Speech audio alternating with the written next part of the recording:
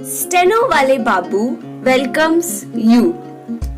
Shorthand Dictations in male and female voice from all sources like magazines, speeches and editorials at various speeds up to 120 WPM for various departments like SSC, DSSB, CRPF, Delhi Police, etc. Please like, share and subscribe the channel. Thank you. Transcription number 139. Mr. Deputy Speaker, Sir, there is a ban on transporting agricultural produce from one part to another part of the country. During the last session, the Honorable Minister had announced that this ban will be lifted, but it has not been done till now. The farmers are unable to take their produce to any part of the country. As a result of total neglect towards agriculture, the allocation given to this field has decreased from 4% to 3% in the annual plan outlay. The allocation for National Bank for Agriculture and Rural Development is going down in every annual plan in comparison to the annual plan of 1992 to 93. Similarly, only 6% amount has been provided for loans and electricity. There has been no considerable increase in it in the last year. This step of the government is totally unjustified towards the farmers and agriculture. The continuous decrease in the groundwater level is also a matter of grave concern.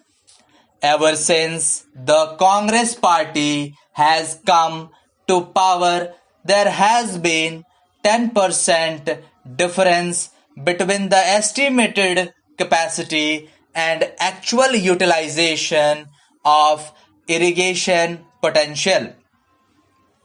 If this gap had been filled, it would have increased the food grain production.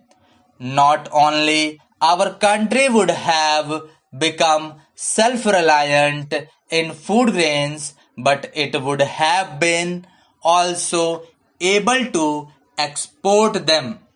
Several big projects are lying pending, and near about 70% of land is deprived of irrigation. Same is the condition of forest areas also. Wherever there are Congress governments, they have grossly violated the interests of the farmers. The network of multinational companies is spreading in our country, which will create problems for the farmers.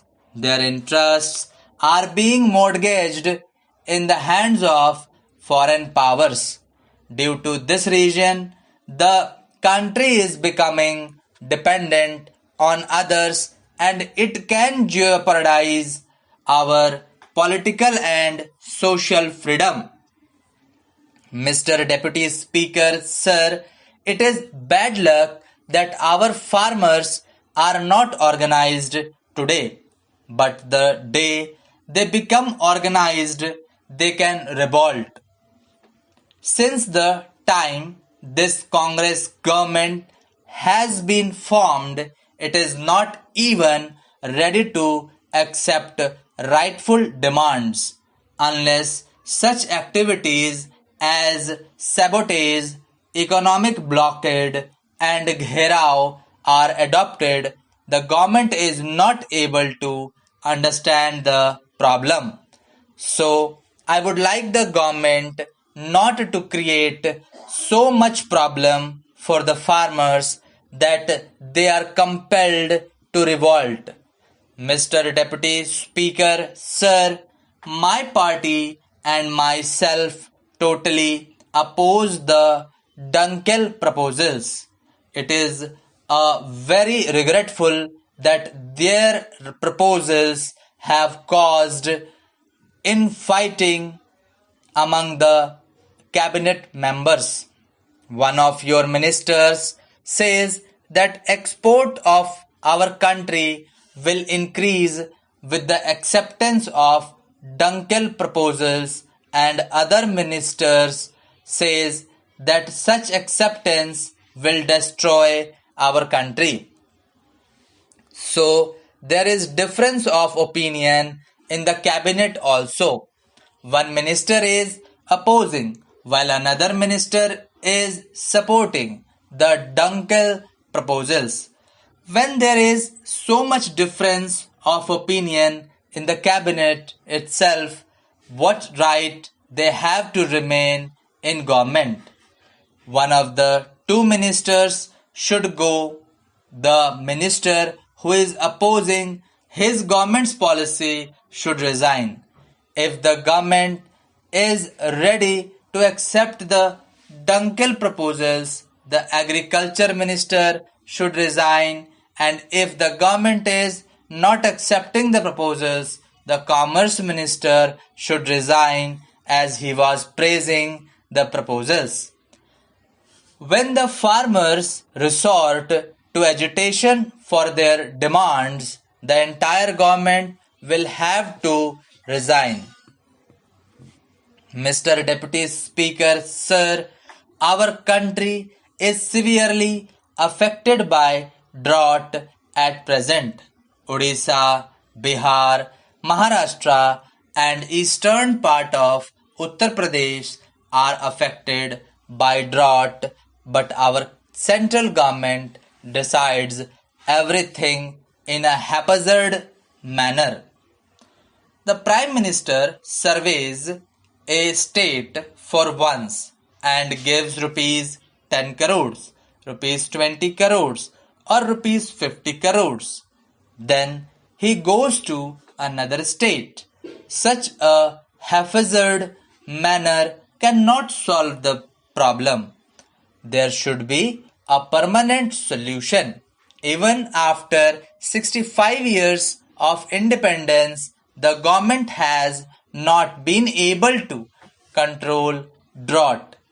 Maximum rainwater is wasted and there is no storage facility. Sir, Andhra Pradesh is also severely affected by drought, and the situation has become so worse that the farmers are forced to kill their own children. Neither there is fodder nor water for their cattle. Sir, it is just opposite in Karnataka. It is affected by floods which have caused a lot of damage. On the one hand, there is devastation due to heavy rains. On the other hand, there is suffering due to drought. I have read the draft of the agriculture policy. I do not think that the Honorable Minister of Agriculture has paid any attention towards this problem.